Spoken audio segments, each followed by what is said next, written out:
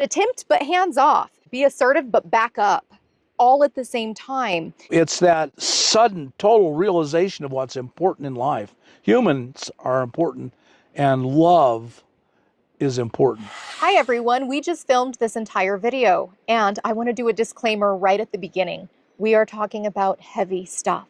There is a good likelihood that this video is going to bring up memories, emotion. It's going to be both moving, but you're also probably going to have memories of losses you've had in your life. Despite it being kind of a heavy topic, we really believe it's worth sharing. Hi everyone, welcome back to our next video. I'm Bob. I'm Autumn. And today we want to talk about how you can support a friend or family, someone that you care about, as they're going through grief. Now, we usually think of that as being a death of a loved one, and that's probably by far the most likely situation we are to face. However, it can be, anything can be a loss. It doesn't have to be the loss of the life of a friend. It can be a drastic change in your life that you feel so deeply that it is a loss. And so nearly all of us will face that at some time in our life. As you get older, you will face it more and more often. As I have gotten older, I have had an amazing number of friends who I have passed away and family that has passed away. Autumn has got a lot of experience in this. You worked for quite a while in hospice. Was it hospice or? It was end-of-life care as a whole. End-of-life care. So it was with hospice, it was with palliative care, and then it was in assisted living and independent living at a senior living community. And so just end-of-life as a whole. So you have a lot of experience, and this is really, I'll contribute where and when I can, but this is really your area. Well, thank you, Bob. And I am really eager to share about this topic. It's one of the topics that I'm the most passionate about. And I'll tell you, I really appreciate you mentioning all the different ways we can experience grief, that it's not only the passing of a loved one, it could be the end of a relationship. You mentioned an unexpected loss. Mm-hmm. And as you were sharing that, I thought there can even be grief about really wonderful things. A few clients came to mind who were graduating high school and going off to college, and it was so exciting and wonderful, but they had to go through the grieving process as well. How would you define grief? It's a loss. But again, it's so important that we understand that it is death, death of a loved one. That's obvious. That's a final loss. You're never seeing that person again. But the end of my marriage was a tremendous time of grief and turmoil for me. It was the end of my whole life as I'd known it. Everything I had planned for and looked forward to. I was 40 years old, and so it was kind of a midlife crisis anyway. And so, it's just an event in your life that just kind of throws things wide open and really makes you question your life and brings you a great deal of pain and suffering. Yeah. For me, there's an element of despair to it. I think that for what we're talking about, for me, it was a deep and profound despair. Yeah, well, absolutely. And when you mention the end of a marriage, I think about the complexity of grief. And in fact, that's even a term, complex grief. Because the end of a marriage, the end of a serious relationship, you're not only grieving the end of what was, but you're grieving all of the dreams of what you thought might be together. We're going to have a number of videos on the topic of grief because it's really powerful and it's really pertinent. We probably all have experienced it multiple times, and we know people who have, and if we haven't, then we will. So the intention of this particular list is how you can support people who you care about, friends, family members, when they are grieving, when they've experienced potentially a catastrophic loss or just a change significant enough where they're grieving. Because it can be really awkward sometimes. We want to fix it. We want to make their pain go away. We don't want to see people who we love and care about suffering. And yet we cannot remove their grief. We can't take it away. I think there has to be a real significant humility in knowing that I'm not going to be able to take away my friend or loved one's pain. And so there's going to be 10 different things that you guys can do when you're supporting a loved one with grief. Shall we dive into the list? Let's do it. All right. You want to kick us off? Sure. Number one, is be present, not perfect. And, I think so many times we avoid people who are grieving because we don't know what to do. We don't want to make it worse. We don't want to say something foolish or hurtful. And so we're so afraid of messing up and making their situation even worse that we avoid them, Yeah. which is, oh man, that's, really the worst possible thing to do. So I really love the way you said that. Be present, not perfect. And just be there with all the love and compassion that you can have, and above everything else, you're there to listen and just to support. I think that's really important. And what you said, you can't fix it. Right. This is not fixed. This Right. isn't fixable. Yeah. This is going through pain. And so you're just there to hold their hand. Absolutely. Which reminds me of one of my favorite quotes, potentially ever, which is, we're all just walking one another home. And that's what we're doing with people we love when we're sitting with them in their devastation. Bob, I am so glad you mentioned how alone people can be in grief.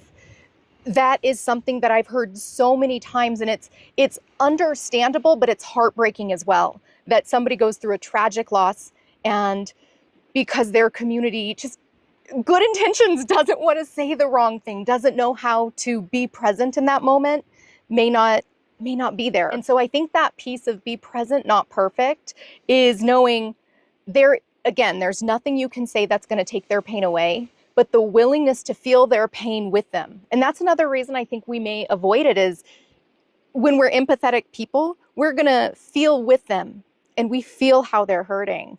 See, I get even choked up talking about it. Like, grief is so beautiful. It's so powerful. And some of the most beautiful things I have ever seen in my entire life have been when people are sitting with other people in the midst of grief. And I've seen it in a number of ways. I've seen it with humor that was inappropriate, and yet they were still present with somebody so they weren't alone. I've seen people fumble. I've seen people say the wrong things, because there are some things that generally are not helpful. We'll get to those. But it's better to be with somebody and say something potentially unhelpful than to not be with them at all. Very much. Yeah. Just your presence. Yeah. You want to fix it so bad. And this is someone you care about, or else you wouldn't be there. And you hate to see them suffering, and you want to fix it, but you can't. And it's okay to let the person grieving know, I have no idea how to do this. I'm going to fumble and probably say something stupid. That's okay. That might even take the pressure off of yourself, and you're still there. I like the idea that it's a humility to say, I don't know. Yeah. And that is going to, they don't know how to go through this either. Right. Who does? Who does? And so you're doing it together. Yeah. Grief kind of compounds itself. Every loss we have now reminds us of the previous losses, and we grieve again the previous losses with every new loss. You're sitting with somebody who's grieving and they just lost a spouse, for example. It is going to be very, very expected that they will also talk about the loss of their parent or somebody else in their life who passed away. That is just normal. It is what happens. And sometimes even letting them know this kind of thing, normalizing that, yes, when you grieve, you're grieving everything that came beforehand. That can help them. It gives them permission to feel. And I think that is what's really important. Right, very much so. Number 2, follow their lead, not your comfort.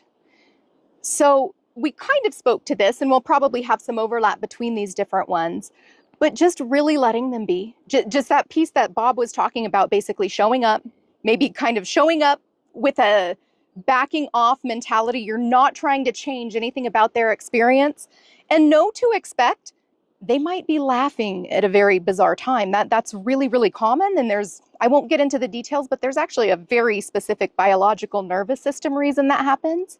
So they might be laughing, they might be crying uncontrollably. That just makes sense. They could be really angry. They could want justice and revenge, especially if something terrible happened in the human plane, but they may want justice and revenge to God. So just knowing you're going to see anger, you're going to see denial. You might see somebody where you're like, why do they seem okay? They're probably just in denial. And that's like the first stage of grief. And so just kind of knowing to expect they may be all over the place from one minute to the next. And knowing that yourself when you're present with them can actually help you almost be an anchor as their emotions are going to be like this. I think a really important awareness to have is there may very well be shame and guilt. Yeah. There's something called survival guilt. Just the fact that it happened to the person you loved and it didn't happen to you can create a sense of guilt, or the bargaining idea of the 5 stages of grief, that if only I had done this, then this would never have happened, and that can bring this sense of shame and guilt. Yeah. And so one thing you never want to do is contribute to that, the idea that they've done something wrong, or that they're grieving wrong and that they shouldn't feel this way or talk that way or whatever. So the idea of not correcting them in any way and just accepting and embracing exactly what they're experiencing right there. You are just the sounding board to which they are speaking. Yeah, absolutely. Bargaining. One of the things, when I was working as a therapist and people would come in and we would grieve, a lot of times their loved ones would not want them to ask the what if questions. And there's actually debate in the field about how helpful it is. What I would do with folks, and I saw be very helpful, is say, let's get it all out, because it's in your mind. If you try to suppress it, if you try to suppress that bargaining, and the way I think of the bargainings are, what if this, what if that, if only I could trade places, if only I did X, Y, or Z, your mind's going to replay all kinds of scenarios that could change what actually occurred. And there can be, this is kind of a crude analogy, but sort of like vomiting.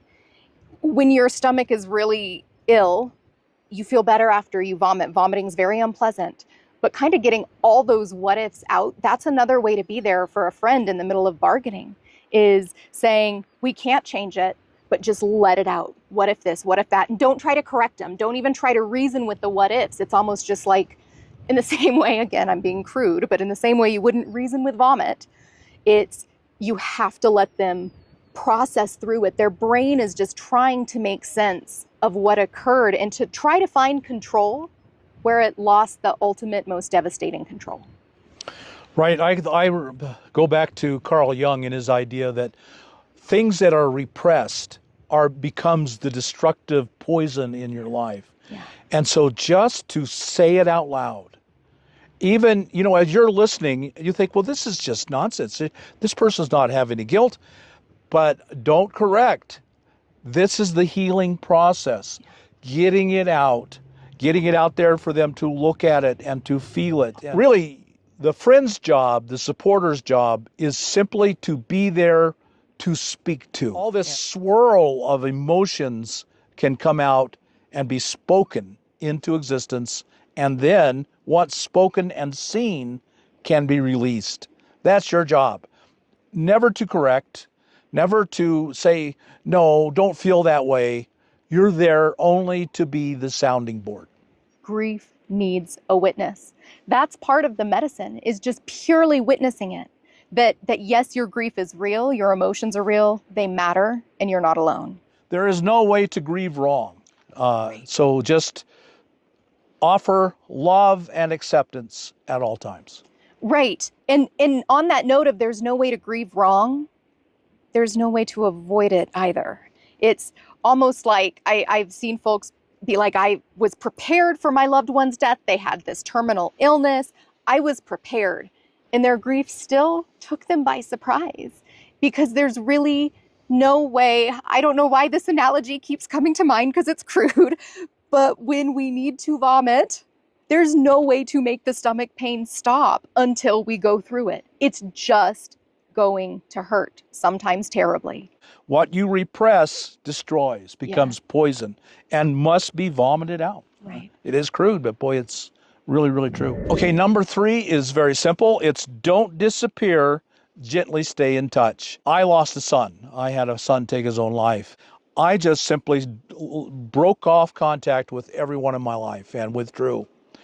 And I never even told people what had happened, so no one could help me. That's just a natural inclination, is to withdraw and be alone. And that's okay. Again, there's no wrong way. And if that's what they need at that moment, that's okay. but to gently stay in touch. And I love the way you phrase that, is uh, very consciously and mindfully get in touch through a text, through an email. Yeah. I'm here. Just I'm present. I'm tuned in. I'm listening. I'm available. When they're ready, they'll respond. The only thing you can do as the one who is supporting them in their grief is just to continually be there, gently, patiently, kindly. I'm here. Absolutely, that pressure-free experience for the person grieving. You would mention going through shame. I really appreciate you sharing about the grief you experienced, because I think that is one of the hugest losses there is. This is the time more than ever to let the experience be about the other person. We talk on this channel a lot about service, and the greatest service is I'm going to show up, even if that means you don't want anybody there right now. Okay, no pressure, but I'm going to make sure to let you know I am here and I will be available. If you want company, I'm going to make myself available. I'm going to change things in my life to be there for you. If you want space, I'm going to give you as much space as you need without pressure, even if I wish you would reach out, even if I think it would be better for you if you reached out. What would it have been like for you had people pushed trying to connect with you? Well, I was so concerned about that I didn't tell anyone. Once my son took his life, I literally never told another human being that it happened. And so no one could. I didn't want people offering condolences. Yeah. I didn't want that. Just, it was almost repulsive to me. Yeah. The idea that people would be gathered around and wanting to support me and take care of me. Now, my ex-wife, she did exactly the opposite, and she handled it so much better than I did. Of course, there's no right or wrong way. This is the way I did it. Maybe it was the only possible way for me. She went to support groups. She told all of her friends. She contacted all of his friends. She created a Facebook page. And she just went through it so much better and easier. You got to meet people where they are. And if that's what they need, is to be as little from you as possible, that's okay. I think I extended the pain and suffering that I went through by years. I suffered through depression for many years. Yeah. Well, and I think that your experience there really highlights that sense of there's no way to fix it. There's no way to stop it. Grief is going to take what it takes. For you in that supporting role, it's a pressure off. There's nothing you can do. So take relief in that, except feel with them, be with them, and empathize with them, and show up with them, even if it's in a text saying, I'm here when you're ready. Number 4, offer support without asking what they need. Somebody going through grief is in a tremendous state of shock, and asking what they need, it literally puts pressure on them. It puts cognitive requirements upon them. One of the best things you can do is literally not ask, what can I do for you? It's to say, here's what I'm going to do for you. I also think it's okay to kind of take a bit more of an assertive role. I did this quite often with family members who had loved ones who just passed. And what I would do is I'd say, I'm going to just come sit here with you. Sometimes I'd hold their hand and I would just say, we're just going to sit together until you ask me to leave, and you can ask me to leave and I'll be gone and completely understand. But it wasn't more, do you need me here? It was more, I'm gonna be here until you tell me to go. And that really makes a difference. When someone is going through this kind of loss, there's also often a lot of depression that goes along with it. And depression, one of the key symptoms is you lose the ability to do mundane, regular things. Yeah. And so, something you can do to keep in touch without being obtrusive is if you're going to make a Walmart run, or you're going to go to you need to fix something around your house, let's say, email them, text them, message them, and say, hey, I need something from Walmart. I'm going to go get it. Or I'm working on this project. Got to go to Home Depot, make a Home Depot run, get this. Is there anything I can get for you or do for you? And so it's simple, it's non-intrusive, but they know you're there and you want to help them. And if they just don't answer, or if they don't respond, or just write back and say thank you, no, then you've done your part and they know you're still there. You haven't abandoned them.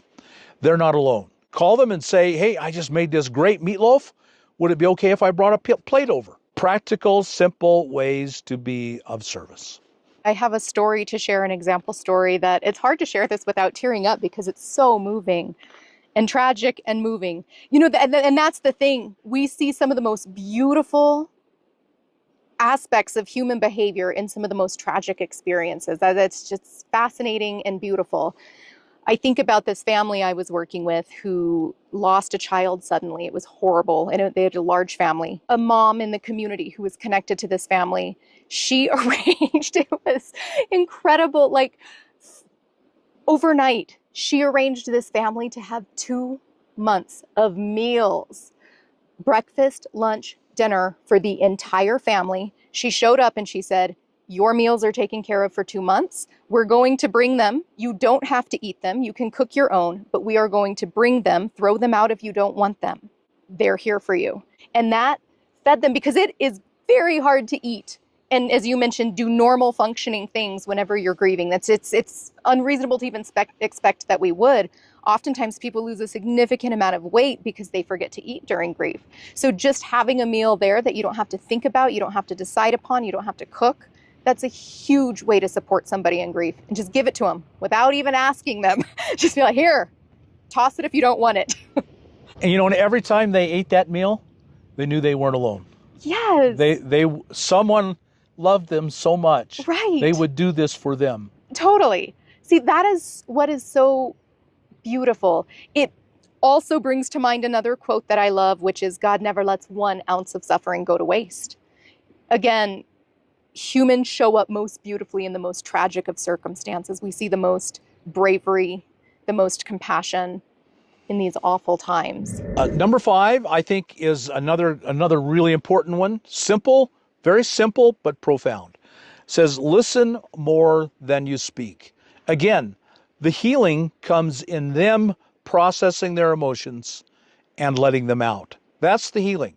It's not, we want to help them. We feel so bad when we're seeing someone we care about suffer. We really want to fix it. You can't. You can only be there and help them to express what they're feeling, get it out, and just accept it unconditionally. Accept them unconditionally. Support them in every way you can. And an easy way to do that is just listen much more. I'd go that far and say, listen much more than you speak. That's your job. Yes, and this just even bleeds right into the next one, these overlap, which is avoid trying to fix their pain, which I think we've been saying so much. But one thing is we don't want to bright side. I'm not sure if you guys have heard that term. We don't want to bright side over something. There can be an over optimism in this culture with good intention. And sometimes that might help. Sometimes there's a place for it, but really let your friend take the lead just so that you aren't bright siding over something. Sometimes I find quotes personally to be very soothing to me. And sometimes the quotes that I love could be bright siding something. So I always will disclaim it. Like if I share with somebody who's grieving, I want to let them know I'm not trying to make your pain change. There's a quote that helped me. Is it okay if I share it with you? And that way it takes the pressure off of them trying to not feel pain. Because that's one of the reasons people back away and isolate too, is they don't want to burden another person with their pain. And they don't want somebody else trying to stop their feelings that there is no way they could stop. I think it can be so helpful to even just have like a list of questions in the back of your mind to know to ask somebody, where it's like, if they're expressing anger, literally the question of, will you tell me about your anger? Tell me about it. And then don't try to fix it. Just listen to them. Just say, I know. Yeah, tell me more about it. And then they'll tell you more. And you say, tell me even more. And the next thing you know, they won't have more to say for a little while. Or to say, would you like to share with me a story about them? Or how has this changed things for you? Or what do you fear the most? All of those questions. It's just like a running list of questions that you can have in the back of your mind. In my role as like a counselor to support grief, I would always say, you don't have to answer any of these. Pass if I ask something and you don't want it. 7, it's okay to grieve with your friend or your loved one. If you are sitting with somebody you love who is grieving, there is a very good likelihood that you are grieving too, because you knew the person in proxy. And you're also grieving because we are empathetic people. Our nervous system resonates with others. It's okay to say, can I share with you a story about your loved one? Can I share with you a story about your house that burned down? Can I share with you a story about when I went to college and it was really hard? You know, whatever their grief circumstance is, it's okay to say, can I share this? And again, not to fix. In fact, I would even say, don't make it a story of triumph and resilience. Make it a story of just what you appreciated. It is like medicine. Sometimes, case circumstance, it can be like medicine to hear how other people appreciated someone you've loved and lost. Very much so, yeah. Yeah. So number 8, supporting folks through ritual, through movement, through creativity. So what I mean by that, one, when I think of ritual, I think of almost like something spiritual or religious. In fact, there are quite a lot of studies that show there is higher levels of resilience. There is more of a sense of coming to the acceptance phase of grief with less turbulence when you're connected to a spiritual or religious community. There's really good research about that. And one of the reasons is rituals, where it is almost something, the combination of community, engaging in something like prayer, meditation, even letting somebody know, hey, I lit a candle for your loved one. That means so much. Bob was sharing that in his type of grief, you know, it was that he really needed to turn inward. That was what he really needed to do.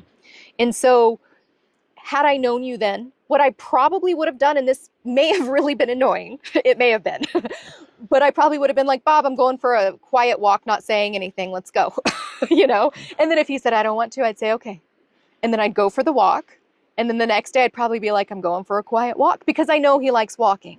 And so that's probably what I would have done. Again, you can't force it. So there's a delicate balance here, but helping people move, eat, and do the bare tasks of daily living, which become incredibly difficult when people are going through grief, your presence in attempting that can be really helpful. But attempt, but hands off. See, there's a really delicate balance here. Be assertive, but back up all at the same time. And that's why being with grieving people can be tricky, right? Because it's kind of like, I'm going to try to do all of these things, you know, to be a support. But fundamentally, the idea is I'm going to show up in whatever way I can see you might need. So the key really is being tuned into the person. I mean, if the person is a rabid atheist, then you're probably not going to be offering spiritual solutions. My point would be just extremely careful and approach any offerings with care, with caution, with love, compassion, and meet them where they are. One other thing on this topic is when I've worked with younger children, although this works excellent for adults too, but when working with younger children, a lot of times it would be like, let's draw, you know, a memory. Let's create a story. And sand tray therapy is a certain type of therapy for children. So it's like, let's create a story with all these toys in the sand. And the story can be whatever you want, but you give it a little guidance, like about this grief situation. With play therapy for children or adults, it's the psyche's way to archetypally make meaning and framing and make sense of what just occurred. I'm speaking here just out of my own experience. So the way I handled my grief was to look for opportunity to serve others. Every morning for a long time, I would wake up and I would ask myself, why was I alive on a planet in which my son was dead? When I asked myself that question, my answer became, I was here to serve. I was here to help someone else. And it was too late to be of service to my son, but I could be of service to as many as I could. And so I think that when it comes to finding a way to, an activity for the person to do, maybe finding something they can do to be of service. Maybe ask them if they want to go down and serve at a soup kitchen. Number 9, practice real compassion, not sympathy. This is a tricky one. I always have the hardest time describing the difference.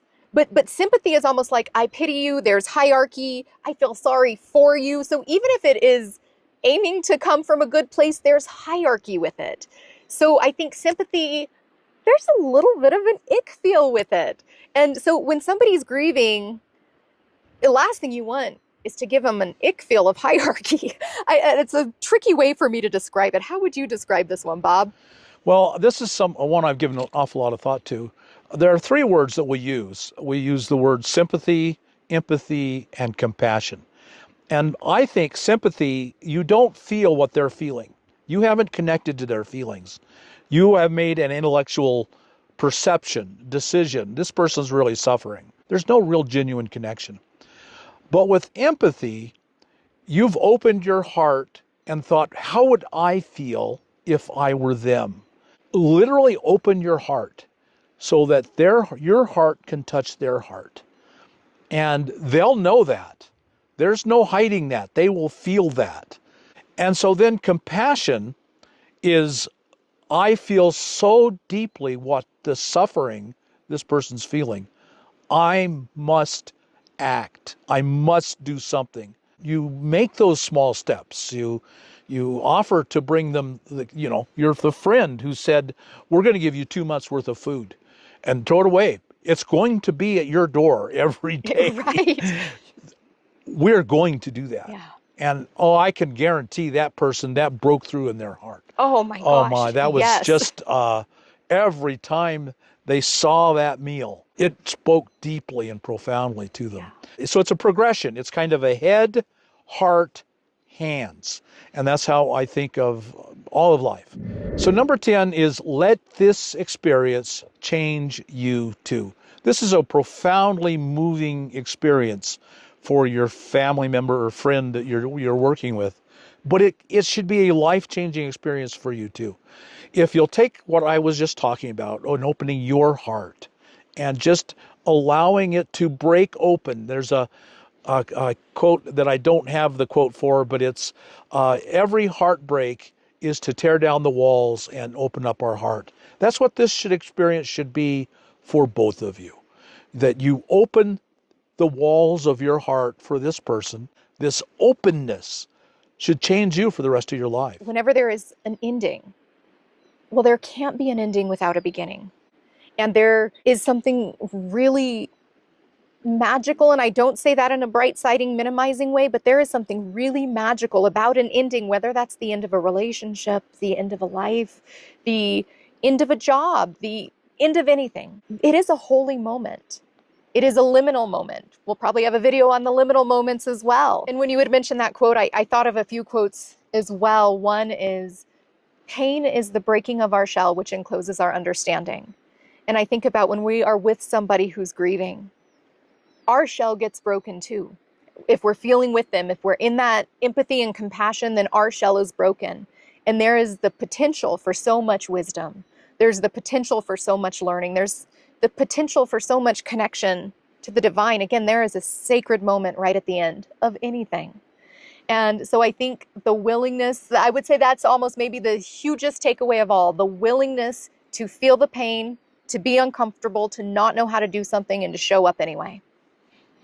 It's utter total selflessness. Right. And that is life-changing. We are all just walking one another home. Let's do it together. Well, everyone, hopefully this video was helpful for something that is deeply, deeply tender in all of us. Bob, I don't know about you, but I'm feeling a little tender at the end of this video. This was a very raw, open video. It really was. What are your tips? How do you support people when they're going through grief? Or if you've gone through grief, what are stories, really heartwarming stories like that mom who brought all the 2 months of meals for that family? What are things that maybe you can share in the comments below that can just be moving, inspiring, and helpful? Subscribe if you haven't. We are a growing channel, so do help us grow. Let us know topics you're interested in seeing. And if you have specific questions that you would like Bob and I to speak to, we have created an email that is in this video's description that you can send us specific personalized questions for us to speak to in a video. So thank you for being here, and we'll see you next time. Bye.